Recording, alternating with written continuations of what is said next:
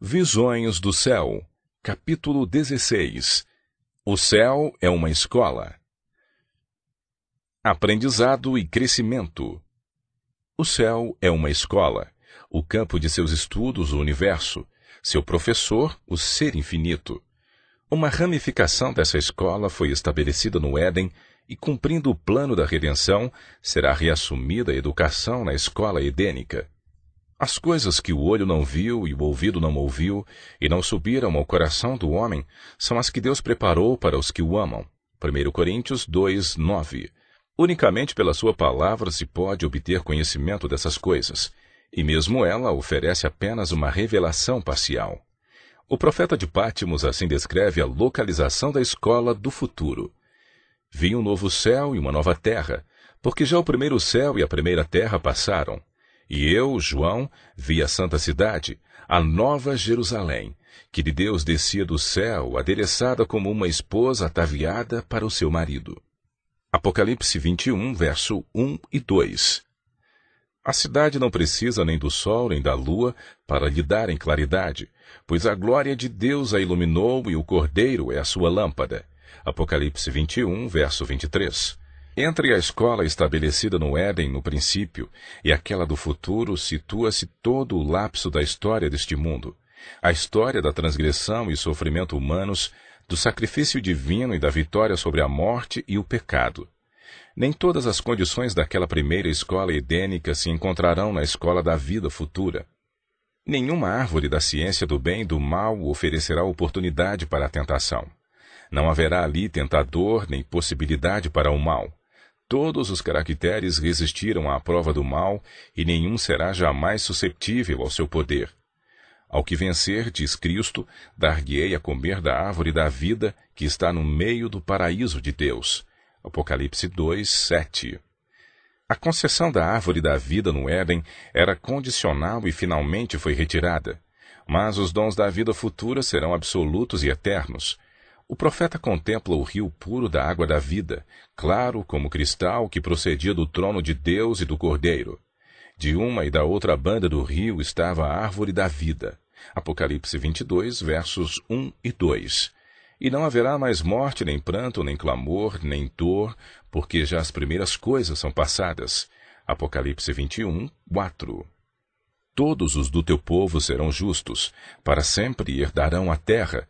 Serão renovos por mim plantados, obra das minhas mãos, para que eu seja glorificado. Isaías 60, 21. Restabelecidos à sua presença de novo, os homens serão, como no princípio, ensinados por Deus. O meu povo saberá o meu nome naquele dia, porque eu mesmo sou o que digo. Eis-me aqui. Isaías 52, verso 6. Eis aqui o tabernáculo de Deus com os homens, pois com eles habitará, e eles serão o seu povo, e o mesmo Deus estará com eles e será o seu Deus. Apocalipse 21, 3. Estes são os que vieram de grande tribulação, lavaram as suas vestes e as branquearam no sangue do Cordeiro. Por isso estão diante do trono de Deus e o servem de dia e de noite no seu templo. Nunca mais terão fome, nunca mais terão sede, nem sol nem calma alguma cairá sobre eles, porque o Cordeiro que está no meio do trono os apacentará e lhes servirá de guia para as fontes das águas da vida. Apocalipse 7, 14 a 17. Agora vemos por espelho em enigma, mas então veremos face a face. Agora conheço em parte, mas então conhecerei como também sou conhecido. 1 Coríntios 13, 12. Verão o seu rosto e na sua testa estará o seu nome. Apocalipse 22, 4. Ali, quando for removido o véu que obscurece a nossa visão, e nossos olhos contemplarem aquele mundo de beleza, de que ora apanhamos lampejos pelo microscópio, quando olharmos as glórias dos céus, hoje esquadrinhadas de longe pelo telescópio, quando removida a mácula do pecado, a terra toda aparecer na beleza do Senhor nosso Deus, que campo se abrirá ao nosso estudo? Ali o estudante da ciência poderá ler os relatórios da criação sem divisar coisa alguma que recorde a lei do mal. Poderá escutar a melodia das vozes da natureza e não perceberá nenhuma nota de lamento ou tristezas. Poderá enxergar em todas as coisas criadas uma escrita, contemplará no vasto universo escrito em grandes letras o nome de Deus, e nem na terra, nem no mar ou no céu permanecerá um indício que seja do mal.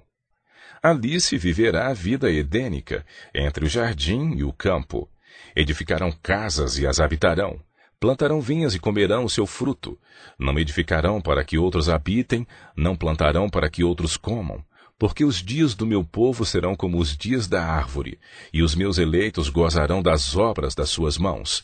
Isaías 65, 21 e 22. Não haverá coisas que farão mal nem dano algum em todo o meu santo monte, diz o Senhor. Isaías 65, 25. Ali o homem será restaurado à sua perdida realeza, e a ordem inferior de seres de novo reconhecerá o seu domínio, os animais ferozes tornar-se-ão mansos e os ariscos confiantes. Ali se revelará ao estudante uma história de infinita amplitude e riqueza inexprimível.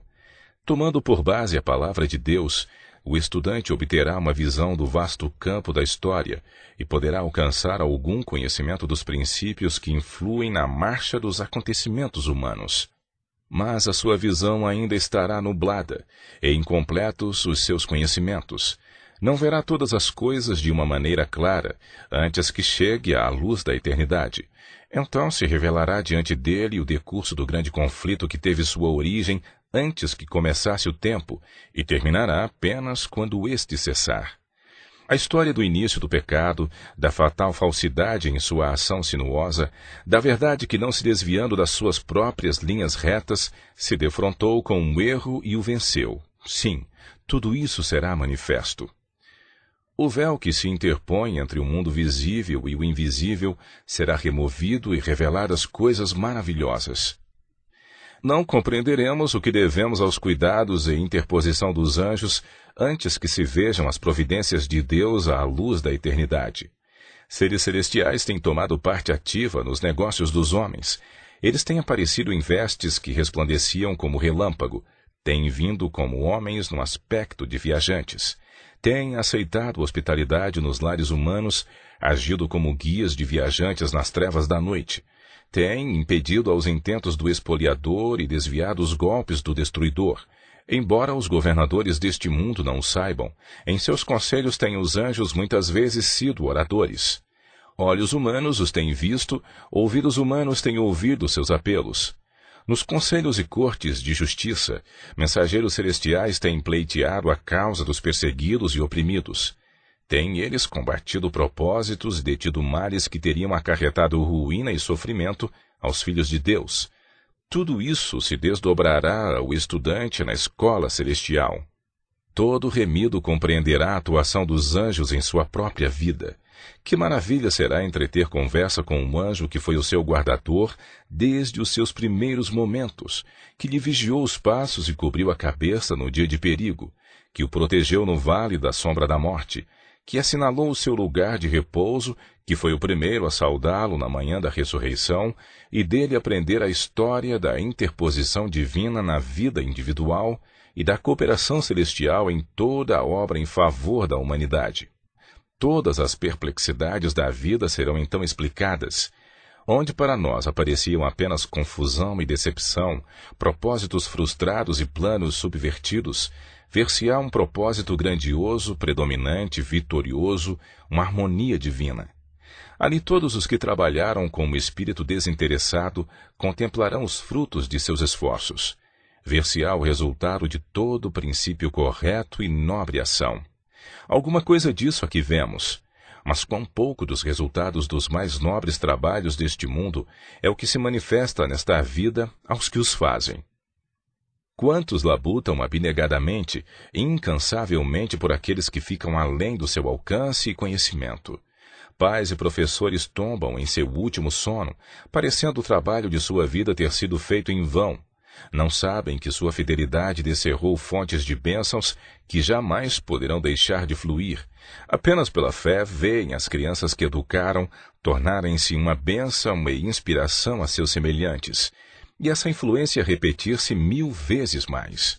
Muito obreiro há que envia para o mundo mensagens de alento, esperança e ânimo, palavras que levam bênçãos aos corações em todos os países. mas quanto aos resultados nada sabe, afadigando-se ele em solidão e obscuridade. Assim se concedem dons, aliviam-se cargas, faz-se trabalho. Os homens lançam a semente, da qual, sobre as suas sepulturas, outros recolhem a abençoada colheita. Plantam árvores para que outros comam o fruto. Aqui estão contentes por saberem que puseram em atividade forças para promover o bem. No futuro serão vistas a ação e reação de todas estas forças. De todo o dom que Deus outorgou, encaminhando o homem para o esforço abnegado, conserva-se no céu um relatório. Examinar esses dons em suas extensas linhas, olhar para aqueles que, mediante nossos esforços, se reergueram e enobreceram, contemplar em sua história o efeito dos verdadeiros princípios, eis um dos estudos e recompensas da escola celestial. Ali conheceremos como também somos conhecidos. Ali o amor e a simpatia que Deus plantou na pessoa encontrarão um mais verdadeiro e suave exercício. A pura comunhão com seres santos, a vida social harmoniosa com os santos anjos e com os fiéis de todos os tempos, a santa associação que reúne toda a família nos céus e na terra, Efésios 3,15, tudo fará parte da experiência futura. Haverá ali música e cânticos. Música e cânticos que ouvidos mortais jamais ouviram, nem o espírito humano concebeu, com exceção do que em visões de Deus se tem revelado. Os cantores e tocadores de instrumentos entoarão, Salmos 87:7, alçarão a sua voz e cantarão com alegria por causa da glória do Senhor. Isaías 24:14, porque o Senhor consolará Sião, e consolará todos os seus lugares assolados, e fará o seu deserto como o Éden, e a sua solidão como o jardim do Senhor. Gozo e alegria se acharão nela, ações de graças e voz de melodia. Isaías 51, verso 3. Ali toda a faculdade se desenvolverá, e toda a capacidade aumentará. Os maiores empreendimentos serão levados avante, as mais altas aspirações realizadas, as maiores ambições satisfeitas. E todavia surgirão novas elevações a galgar, novas maravilhas a admirar, novas verdades a compreender, novos assuntos a apelarem para as forças do corpo, mente e espírito. Todos os tesouros do universo estarão abertos ao estudo dos remidos de Deus. Com indizível deleite, os filhos da terra entram de posse da alegria e sabedoria dos seres não caídos. Participam dos tesouros do saber e entendimento adquiridos durante séculos e séculos, na contemplação da obra de Deus. E ao transcorrerem os anos da eternidade, trarão mais e mais abundantes e gloriosas revelações de Deus e de Cristo. Muito mais abundantemente além daquilo que pedimos ou pensamos, Efésios 3:20, será para todos sempre a concessão dos dons de Deus. Os seus servos o servirão, Apocalipse 22:3. A vida na terra é o princípio da vida no céu. A educação na terra é a iniciação dos princípios do céu, e o trabalho aqui é o preparo para o trabalho lá. O que hoje somos no caráter e serviço santo é o prenúncio certo do que seremos. O Filho do Homem não veio para ser servido, mas para servir. Mateus 20:28. A obra de Cristo neste mundo é sua obra nos céus, e a nossa recompensa por trabalhar com Ele neste mundo será o maior poder e mais amplo privilégio de com Ele trabalhar no mundo vindouro. Vós sois as minhas testemunhas, diz o Senhor. Eu sou Deus. Isaías 43:12. Isso também seremos na eternidade.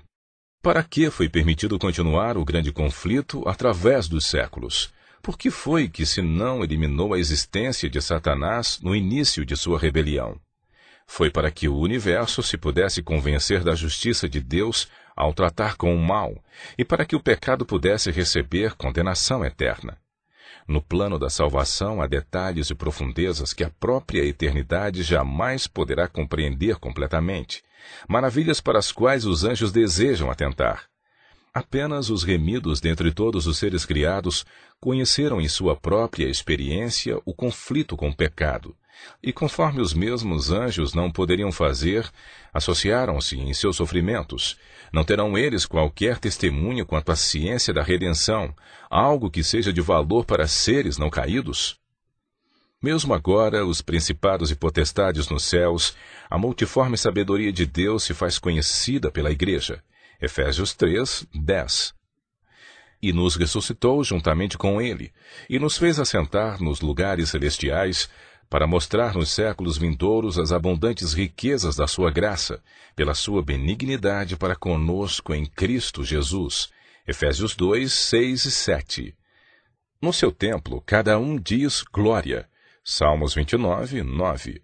E o cântico que os resgatados entoarão, cântico este de sua experiência, declarará a glória de Deus. Grandes e maravilhosas são as tuas obras, Senhor Deus Todo-Poderoso. Justos e verdadeiros são os teus caminhos, ó Rei dos santos. Quem te não temerá, ó Senhor, e não magnificará o teu nome? Porque só tu és santo. Apocalipse 15, 3 e 4. Em nossa vida aqui, posto que terrestre e restrita pelo pecado, a maior alegria e mais elevada educação se encontram no serviço em favor de outrem. E no futuro estado, livres das limitações próprias da humanidade pecaminosa, será no serviço que se encontrará a nossa máxima alegria e mais elevada educação, testemunhando e aprendendo novamente, sempre que assim o fizermos, as riquezas da glória deste mistério, que é Cristo em vós, esperança da glória. Colossenses 1, 27. Ainda não é manifesto o que havemos de ser, mas sabemos que quando ele se manifestar, seremos semelhantes a ele, porque assim como o é, o veremos. 1 João 3, 2. Então, nos resultados de sua obra, Cristo contemplará sua recompensa. Naquela grande multidão que ninguém pode contar, apresentada como irrepreensíveis, com alegria perante a sua glória, Judas 24, aquele cujo sangue nos redimiu e cuja vida nos ensinou, verá o trabalho de sua alma e ficará satisfeito. Isaías 53, verso 11.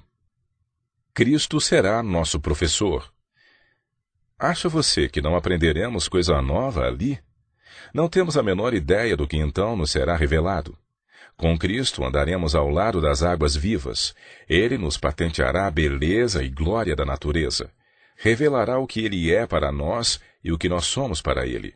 Verdades que hoje não podemos conhecer em virtude de nossas limitações finitas, ali conheceremos.